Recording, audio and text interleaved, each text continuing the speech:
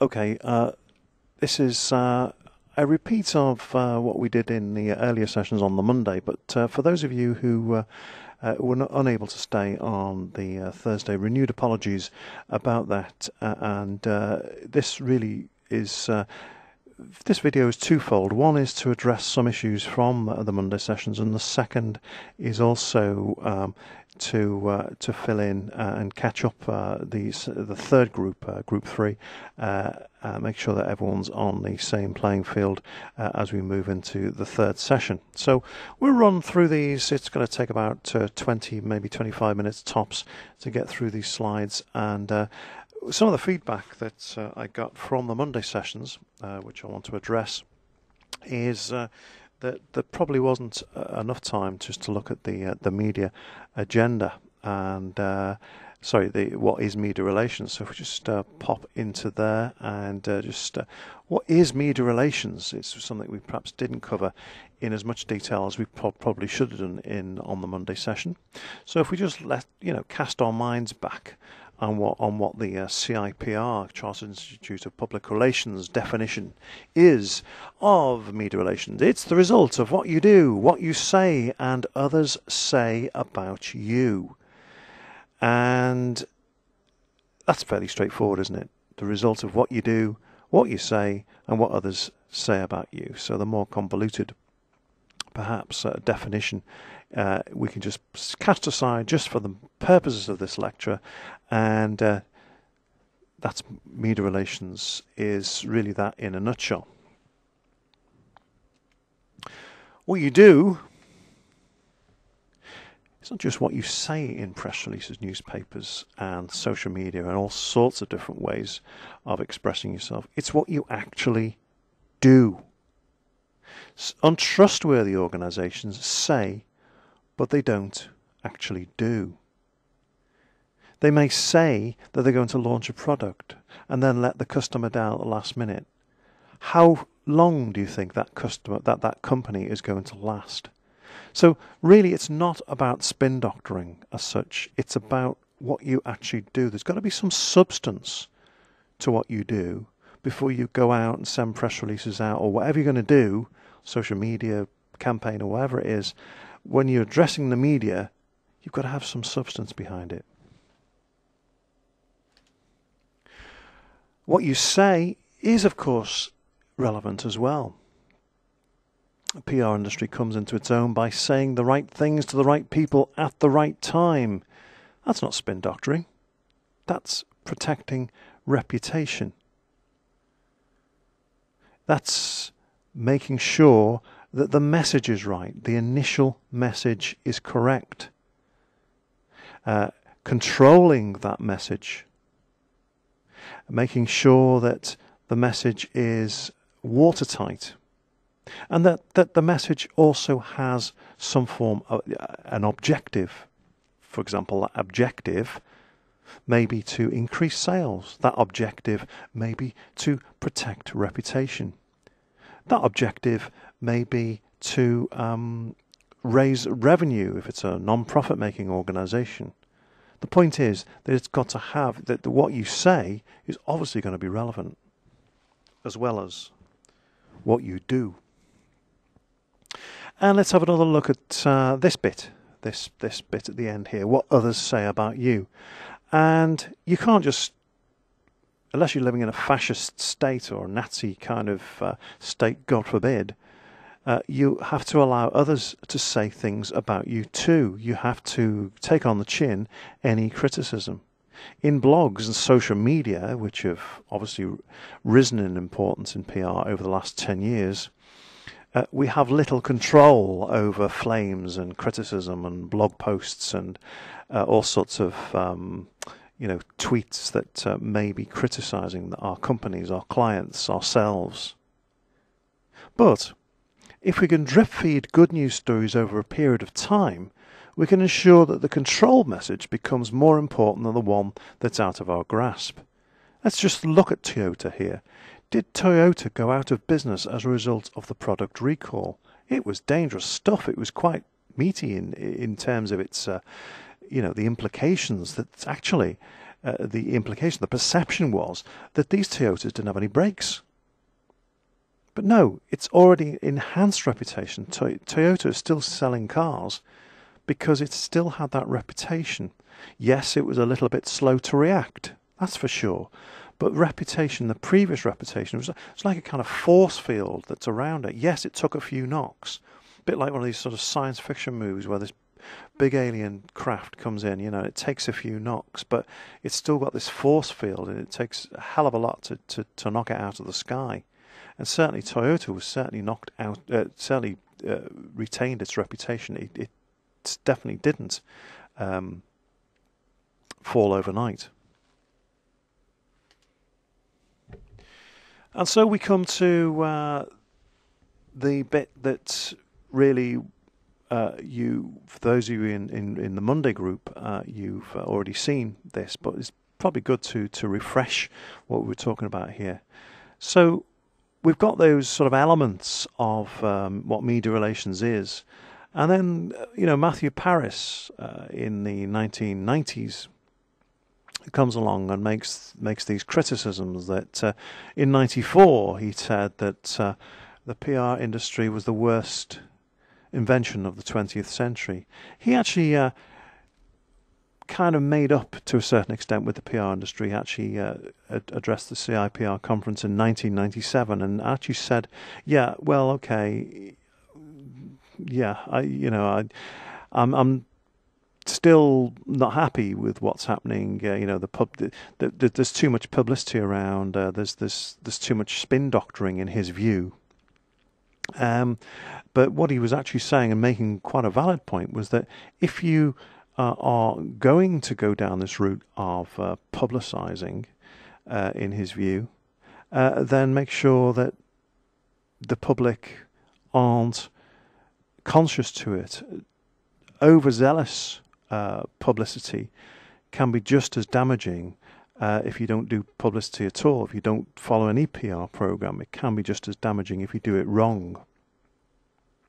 Okay, and just there's a few bullet points there, which really, although Matthew Paris, his views were taken seriously, there have been changes in the PR industry in those bullet points there. There's more non-professionals have access to HD. What we mean by non-professionals is people who are not in the TV industry can now actually access high definition equipment. So things like the aeroplane landing on the Hudson River, that was not broken by a journalist. That news story was not broken by a journalist. It was actually broken by a member of the public. So it's neither the PR industry or the journalist that has full control over the news at all. Let's just pop back there. Some gremlin in the system. Let's just see what we can. Okay. So, and there's other factors there that have changed, so consequently PR has become a provider of media as well as an influencer. So 10 years ago it was influencing the way we think, but also PR is added to that because it's become a provider. Another thing that's happened is there's more news online now than when Matthew Paris was making this criticism. And of course the bottom one, social media, that the influence of social media is creeping up in importance. And what stayed the same really, the first three, interviews are still an important part of the media. Someone sending a tweet out is not going to influence you either or as to whether, for example, you go and see a film or not. Quality writing is essentially, you still go to somebody, you'd go onto to Rotten Tomatoes, maybe if you were thinking of going to see a film, what did it get? You wouldn't just read the blogs, the bloggers and the enthusiasts' views, you'd also read the quality journalists' views, the reviewers, your favourite reviewers, to make sure that you're doing the right thing. The same applies to cars. If you want to go and buy a Toyota, you wouldn't just rely on a blogger, although these people are becoming far more influential than they were 10 years ago. But you would still turn to magazines like What Car, which again hasn't disappeared off the shelves overnight just because the internet's happened. So that stayed the same as well. So, what influences this message?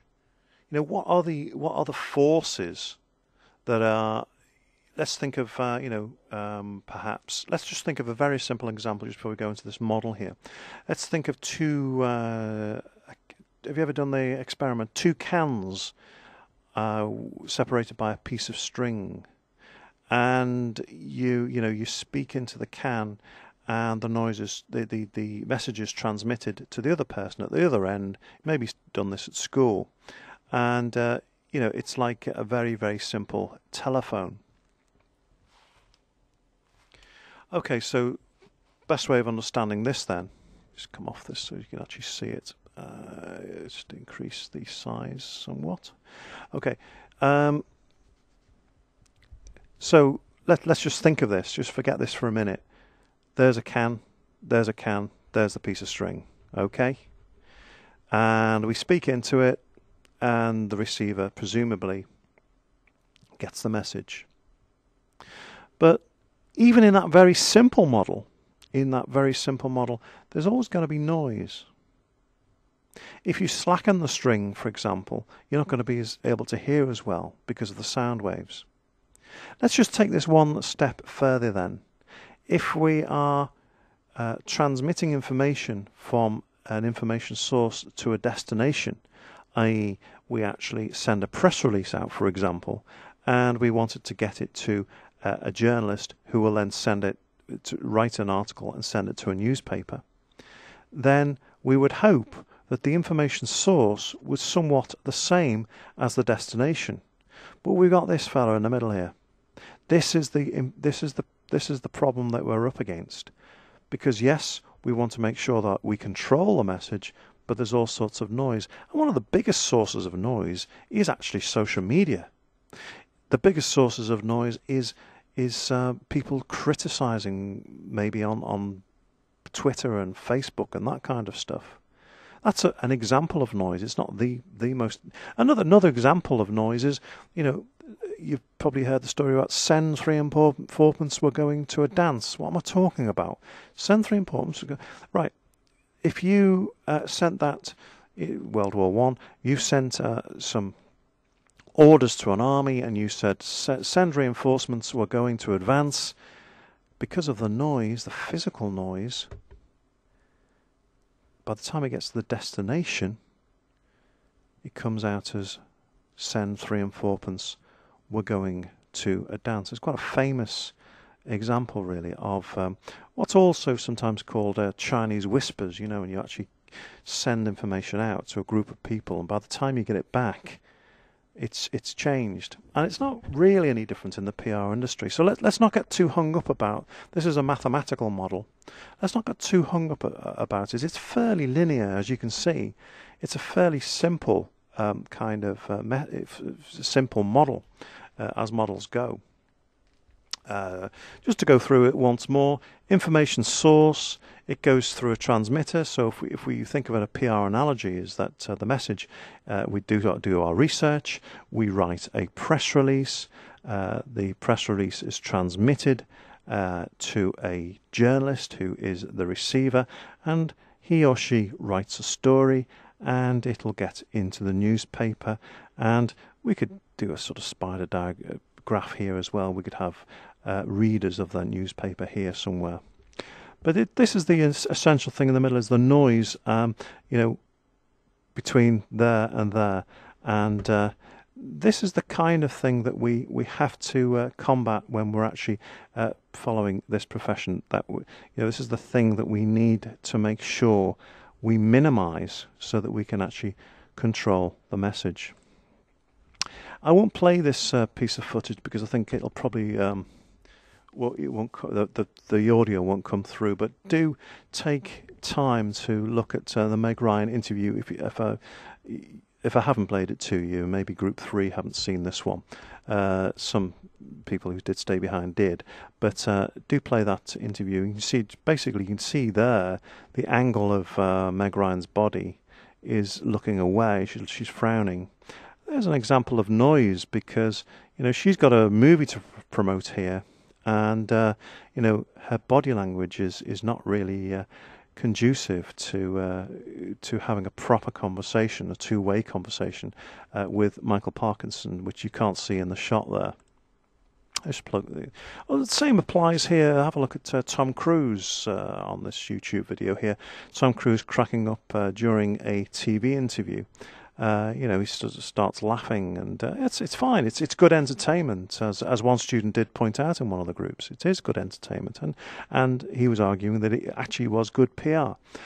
What I would say is that Spot the movie. What was he actually trying to promote? Yes, it is good entertainment, and that is one of the main objectives of this particular interview. But then again, he didn't really say exactly what his film was about. One of the case studies that I mentioned in the assignment, and there's the assignment just coming up there, is universities. What is the noise? We quote Shannon and Weaver directly. What's the noise when it comes to universities? What are we talking about when we look at? Well, here's some examples. League tables. Isn't that example of noise? This idea that somehow if you come 85th or 105th or 75th, that you're somehow better than or worse than somebody else. Whereas really, it's all about Rupert Murdoch selling newspapers. I'm not giving a shit really about anybody else's reputations. Students, pardon my French. Students experience good and bad. Sometimes we can see, if we look on Facebook, students complaining perhaps they haven't had their feedback in time. This is rubbish. It's not. Again, this is noise. And it's going to, if we look at corporate comms' job, their mission is to actually try and get the, LJMU's reputation right with everybody. That is students as well. That's also with staff and also with suppliers and all sorts of people who have a vested interest in LJMU. They need to get that right. But, in between times, could be because we live in a democracy, that there is going to be a certain amount of noise. Value for money, with the 9,000 fees coming through now, I'm going to be at an open day on Saturday promoting LJMU, and I'm going to promote it on the basis of value for money. Will that be, will the questions from the floor be things like, why should we pick you when we could pick, say, Manchester University, which is higher up the league table? There's an example of noise that's going to maybe temper, maybe even spoil my talk. Who knows? We just don't know. But we have to be prepared for it when we're actually PRing our client. Whether that John Moores is a leading light. Or are we all tarred with the same brush? We're actually fire extinguisher people who are a little bit volatile from time to time. This was one thing that we perhaps could be accused of. So, just going back to our title then, the media agenda. It's we've looked at what media relations is, how it's defined within the definition of from the CIPR. We've also looked at how this assignment might fit in with some theory, and we've looked at some examples, some practical examples of how we can illustrate that theory. If you do need to, anything's not, you're not understanding any aspect of this, please don't hesitate to bring it up at the sessions. I'd rather we did it actually in the sessions.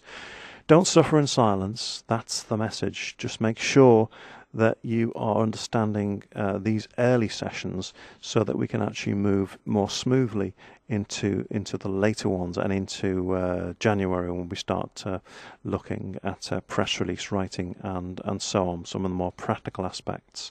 So do sing out and Of course, I'll answer your emails as quickly as I possibly can. But thanks for listening, and any feedback that you have, don't hesitate to put it forward. Thank you.